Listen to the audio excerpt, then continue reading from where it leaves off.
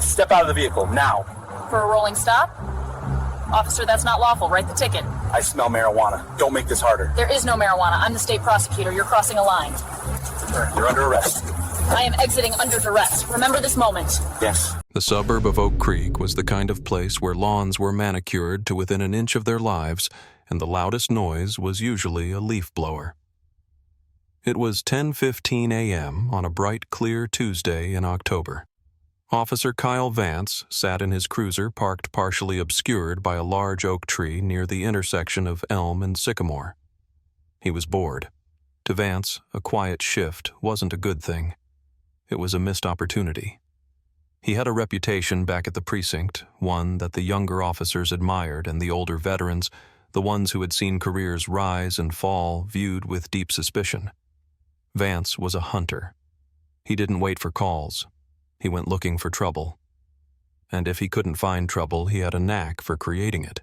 He was scanning the traffic, his eyes filtering every car through a lens of suspicion. A soccer mom in a minivan. Ignore. A contractor in a pickup truck. Ignore. Then he saw it. A charcoal gray Mercedes-Benz GLS gleaming in the sunlight, rolling slowly toward the stop sign. Behind the wheel was a black woman. She looked to be in her early 50s, wearing sunglasses. To most people, this was just a neighbor driving home or to work. To Kyle Vance, it was an anomaly. In his biased mental map of Oak Creek, black women didn't drive $80,000 SUVs unless they were up to something. Maybe she was a domestic worker stealing the car. Maybe she was a drug courier moving product through the suburbs to avoid the highway. Vance watched as the Mercedes slowed at the stop sign. The wheels almost stopped but rolled slightly before the driver accelerated smoothly to turn right. It was the infamous California roll, a technical infraction committed by 90% of drivers in the neighborhood. Usually Vance wouldn't blink, but today he saw his opening. He threw his car into gear tires crunching on the gravel and swung out behind her. He didn't hit the lights immediately. He tailed her for 2 blocks running the plates. The car came back registered to an E. Ross at a local address. No warrants, no stolen report. That should have been the end of it. But Vance was already committed to the narrative in his head. The car was too nice. The driver was too calm. She glanced in her rearview mirror but didn't speed up or act nervous. To Vance, that wasn't innocence. That was a hardened criminal playing it cool. He flipped on his overhead lights and chirped the siren. Elena Ross sighed as she saw the red and blue lights flash in her mirror. She was 52 years old, a woman of immense poise and intellect who had spent the last 25 years climbing the ladder of the state's legal system. She was currently the lead state prosecutor, a woman who put murderers, rapists, and corrupt politicians behind bars. She was mentally rehearsing her opening statement for a high-profile homicide trial scheduled to start at 1:00 p.m. She checked her speedometer. She was going 25 in a 25. She knew she hadn't paused for a full 3 seconds at the stop sign back there. A bad habit she meant to correct, but being pulled over for it felt excessive. Still, she respected the law. She signaled, pulled over to the curb safely, and put the car in park. She lowered all 4 windows, a standard safety practice she taught her children, and placed her hands at 10 and 2 on the steering wheel. She expected a quick warning and a ticket. She had no idea she was about to meet a man who had already decided she was guilty of something anything other than driving to work. Officer Vance approached the Mercedes with his hand resting on his holster, a tactile reminder of his authority. He approached the passenger side first, peering through the open windows. The interior was pristine. Leather seats, the smell of vanilla air freshener, and in the back seat, 3 heavy cardboard banker's boxes stacked neatly. Vance's eyes narrowed. Boxes. Transporting something. He walked around to the driver's side, his posture stiff, his face set in a scowl meant to intimidate. "License and registration," Vance demanded, dispensing with the usual "good morning" or "do you know why I stopped you?" Elena Ross turned her head slowly, removing her sunglasses to reveal sharp, intelligent eyes that had stared down cold-blooded killers. Good morning, officer. She said, her voice calm, possessing the natural authority of someone used to commanding a courtroom. May I reach into my purse on the passenger seat to retrieve them? Do it slowly, Vance snapped. Elena retrieved her wallet and the registration from the glove box, handing them out the window. Vance snatched them, glancing at the name. Elena Ross. It meant nothing to him. He didn't follow local politics, and he rarely spent time in the courtroom. He preferred the street. You know you ran that stop sign back on Elm, Vance accused. I believe I slowed down significantly, officer, but if I failed to come to a complete stop, I apologize. I'm on my way to the courthouse, and perhaps I was a bit distracted thinking about work. The courthouse. Vance smirked, looking at the boxes in the back again. You got a court date? You in some kind of trouble, Ms. Ross? Elena paused, realizing the officer's tone was not just professional curiosity, it was condescending. I work at the courthouse, officer. I'm due there shortly. Vance chuckled, a dry, humorless sound. Right, you work there. Janitorial administration. Elena's grip on the steering wheel tightened slightly, the only sign of her irritation. I am a prosecutor for the state. Vance looked at her, a black woman in a luxury car claiming to be a prosecutor, and he simply didn't believe her. It didn't fit his worldview. Uh-huh. A prosecutor. You got a badge to prove that? My credentials are in my briefcase in the trunk. If you'll allow me to... Stay in the car, Vance ordered, his voice rising. I don't need you digging in the trunk. You know, people who lie to police officers just make it harder on themselves. Now what's in the boxes in the back seat? Those are case files, Elena said, her voice dropping an octave, becoming colder. Sensitive legal documents regarding an active homicide investigation. And, officer, I must insist that we proceed with the citation so I can leave. I have a judge waiting. The judge can wait, Vance said, stepping back and leaning down to look her in the eye. I think you should step out of the vehicle. For a traffic violation? Elena asked, brows furrowed.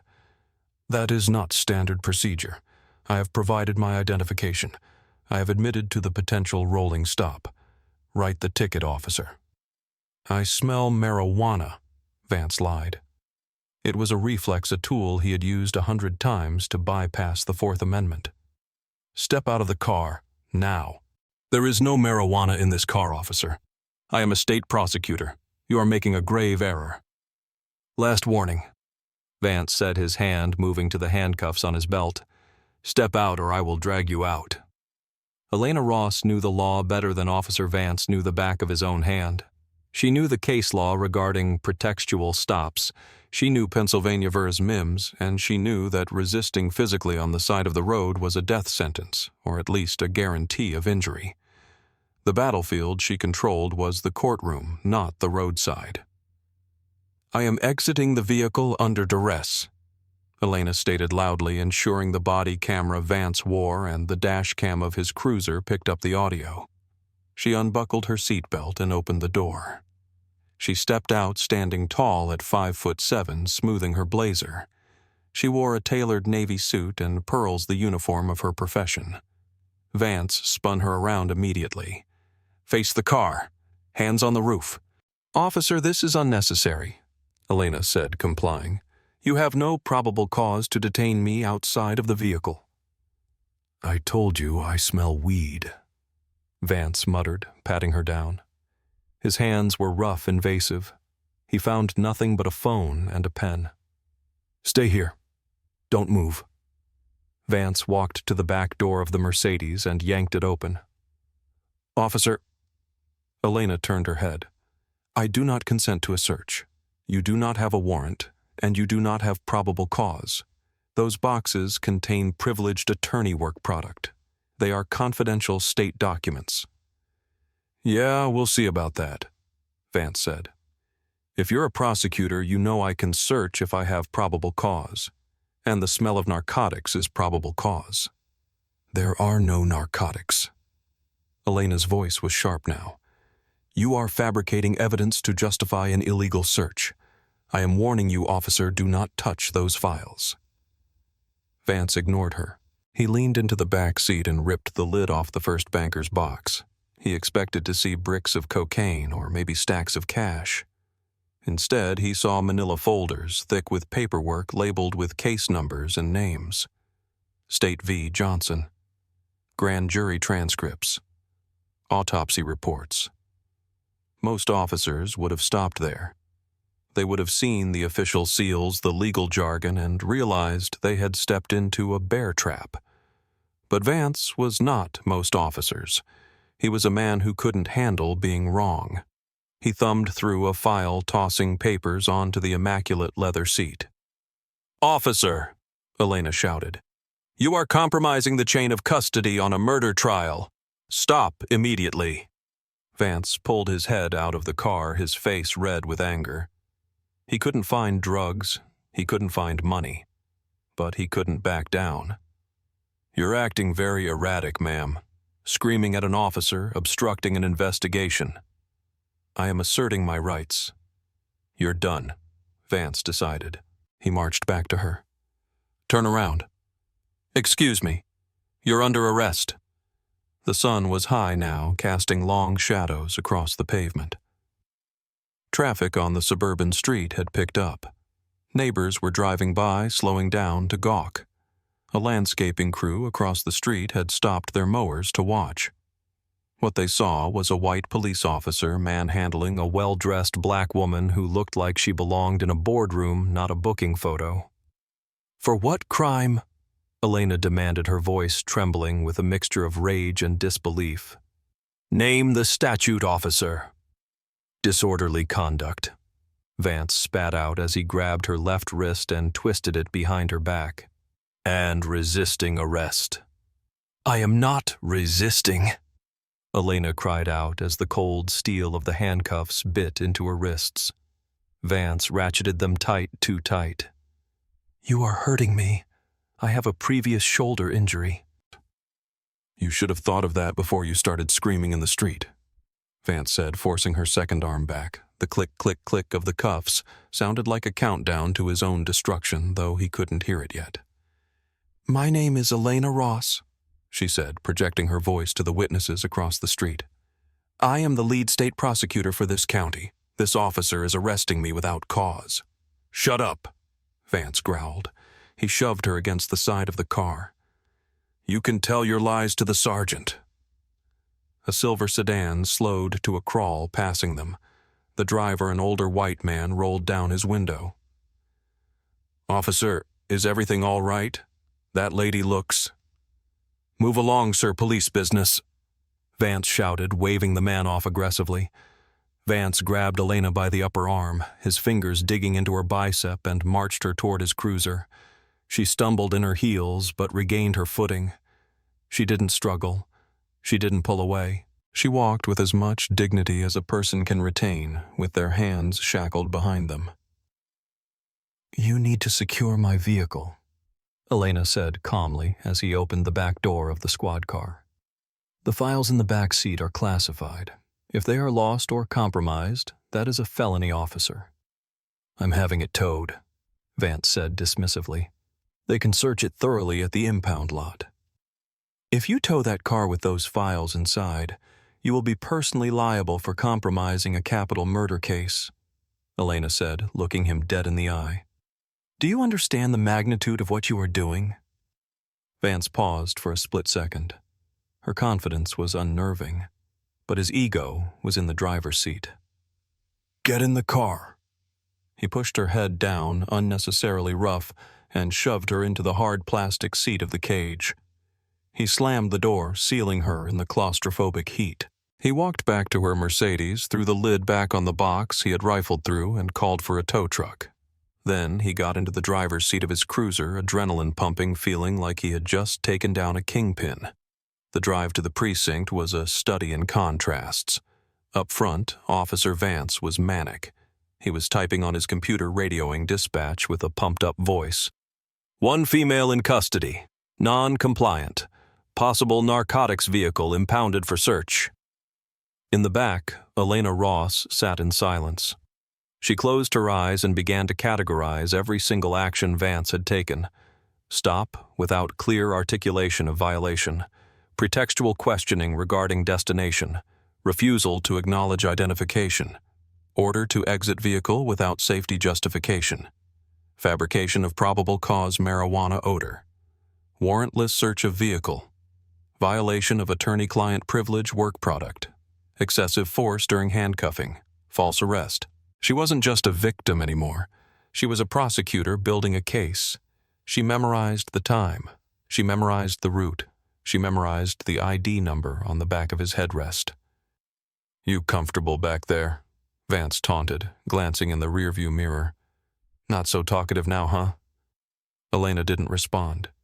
She knew that anything she said would be twisted. Her silence was a weapon. It made Vance uneasy. He turned on the radio, blasting talk radio to fill the void. He wanted her to beg, to scream, to bargain. That's what guilty people did. Her silence felt like judgment. They pulled into the station's sally port 15 minutes later. The heavy metal doors rolled down, plunging them into artificial light. Vance got out and opened the back door. "Let's go. Watch your head," he said, enjoying the ritual of control. He pulled her out. Elena's shoulders ached and her wrists were burning, but she stood straight. Vance gripped her arm and led her through the secure hallway toward the booking area. Usually officers brought in drunks, brawlers, or thieves, people who looked disheveled and defeated. Elena Ross looked like she was walking into a board meeting despite the handcuffs. Her suit was wrinkled from the car, but her face was composed of stone. They pushed through the double doors into the booking room. It was a busy morning. Several other officers were processing arrests. The smell of stale coffee and floor wax hung in the air. "Got a live one?" Vance announced to the room, puffing his chest out. "Disorderly resisting refusal to identify." He steered Elena toward the main desk, where the desk sergeant sat on a raised platform overseeing the chaos. Sergeant Miller was 55 years old, a 30-year veteran who had started on the beat when Vance was still in diapers. He was drinking coffee and reviewing a shift log. "All right, Vance, what do you have?" Miller asked without looking up. "Traffic stop turned into a rodeo," Vance bragged. "She refused to exit, screamed at me, tried to hide evidence in the back seat, claimed she was some kind of lawyer." Miller looked up. He adjusted his glasses. He looked at the woman standing there, hands cuffed behind her back, staring at him with an expression of profound disappointment. Miller's coffee cup stopped halfway to his mouth. He blinked. He looked at Vance, then back at the woman. "Vance." Miller said, his voice dangerously quiet. "Why is Ms. Ross in handcuffs?" Officer Vance frowned, confused by the sergeant's tone. "Ms. Ross? Yeah, that's the name on the registration. She was disorderly Sarge, refused lawful orders." "Take them off," Miller said, standing up. "Now." "Sarge, I said, take them off." Miller roared, his voice echoing off the concrete walls. The entire booking room went silent. Every officer stopped what they were doing. Vance froze. He had never heard Miller yell like that. He fumbled for his keys. I don't understand. She has boxes of suspicious documents in her car. I smelled weed." "Suspicious documents." Miller came around the desk, moving faster than a man his age usually moved. "Those are court files, you moron. This is Elena Ross, the state prosecutor. She's the one who signs the warrants you execute. She's the one who puts away the guys you arrest." Vance's key slid into the handcuffs, his hand suddenly trembling. The click of the mechanism unlocking sounded like a gunshot in the quiet room. Elena pulled her hands free. She didn't rub her wrists. She didn't cry. She slowly rotated her shoulders and looked at Sergeant Miller. "Sergeant Miller," Elena said, her voice cool and crisp. "It is good to see you again. I wish the circumstances were different. Ms. Ross, I am incredibly sorry." Miller stammered, his face pale. "I don't know what this officer was thinking." "He wasn't thinking," Elena said, turning her gaze to Vance. Vance looked small now. The arrogance had evaporated, replaced by a dawning horror. He realized the lies she told were truth. He realized the fake job was real. He claimed to smell marijuana. Elena continued, addressing the room as if it were a jury. He used that fabrication to illegally search my vehicle and violate the confidentiality of active homicide files. He used excessive force, and he refused to verify my credentials when offered. Miller turned to Vance. You searched her car. You went through her files. I thought. Vance's mouth was dry. She did a rolling stop. You arrested the state prosecutor for a rolling stop. Miller looked like he was about to have a stroke. Where is her car? Tow truck, Vance whispered. Get it back, Miller screamed. Get it back here now. If one piece of paper is missing, Vance, I will personally throw you in a cell. Miller turned back to Elena. Ma'am, please come to my office. Let's get you some water. Let's sort this out. I don't want water, Sergeant, Elena said. I want to file a formal complaint, and I want to call the district attorney, now. The fallout was immediate, but the real explosion happened 3 days later. Elena Ross didn't just file a complaint, she sued. But before the lawsuit even hit the docket, the body camera footage was released. In many cases, departments fight to hide the video. In this case, the chief of police, terrified of the political nuclear bomb that had just gone off, released it in a desperate attempt to show transparency. It backfired. The video was everywhere. It was on the evening news, it was on social media, it was being dissected by legal analysts on every cable channel. The image of Officer Vance Young and sneering, twisting the arm of a 52-year-old woman in a business suit went viral. Did you see how he talked to her? She told him 5 times who she was. He planted the weed smell. You can hear him hesitate. The public outrage was fierce. It wasn't just about police brutality. It was about the sheer stupidity and bias on display. It shattered the blue wall of silence because even other cops couldn't defend it. Police unions usually rushed to defend their own, but the union rep for Oak Creek stayed silent. How could they defend an officer who arrested the woman responsible for prosecuting criminals? It was indefensible. Investigative journalists dug into Vance's past. They found what Internal Affairs had ignored.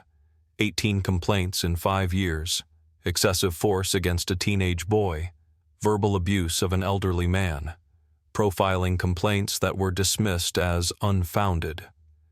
Vance had a pattern of targeting people of color in the affluent suburb, treating them as intruders. Elena Ross held a press conference on the steps of the courthouse, the same courthouse she had been prevented from reaching that morning. She stood with her legal team, her wrists still bandaged. This is not just about me, she told the bank of microphones. I am a woman of means. I know the law. I have the district attorney on speed dial. And yet I was powerless on the side of that road. If this can happen to me, imagine what happens to a young man with no connections, no legal training, and no voice. Officer Vance didn't see a prosecutor. He saw a stereotype, and he felt entitled to dismantle my rights because of it. The department had no choice. They fired Kyle Vance 10 days after the incident. But that wasn't enough. The state attorney general's office, Elena's colleagues, opened a criminal probe into Vance for deprivation of civil rights under color of law. The civil lawsuit, Ross v. the City of Oak Creek, never went to trial. The city's attorneys took one look at the deposition of Sergeant Miller, one look at the body cam footage, and one look at the jury pool, and they pulled out the checkbook. They settled for $1.6 million. It was a historic settlement for the county, but the money wasn't the point for Elena.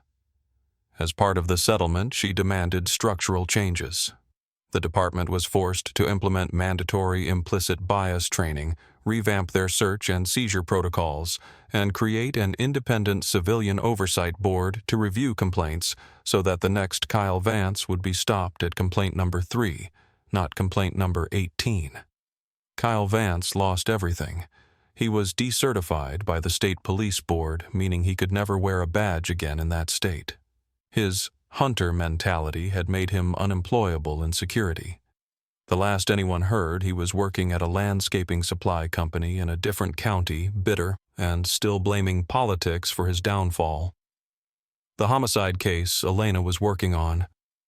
She had to recuse herself because the defense attorney argued that the illegal search by the police had tainted the files. A junior prosecutor took over. They got a conviction, but it was harder than it needed to be. Vance's arrogance had almost let a murderer walk free. In the end, the story of Elena Ross and Officer Vance is a stark reminder of the fragility of justice. We like to think that authority commands respect, that badges and titles protect us. But on that roadside, in the heat of the moment, none of Elena's achievements mattered. She was reduced to a demographic in the eyes of a man with a gun and a grudge. The system worked in the end, but only because the victim was powerful enough to force the gears to turn. It cost the taxpayers millions. It cost a career, and it left a scar on the community that won't heal quickly. It makes you wonder, doesn't it? If Elena Ross had been a nurse or a teacher or a housekeeper, someone without the power to fight back, would we even know her name today? Or would she just be another statistic, another person with a criminal record for resisting arrest because they dared to ask why? Do you think officers should be required to carry personal liability insurance for lawsuits like this, so the taxpayers don't foot the bill? Or is there a better way to ensure accountability? Leave your thoughts in the comments below. And if you believe that justice should be blind but police officers shouldn't be, share this story. Let's keep the light on the truth. Thanks for watching.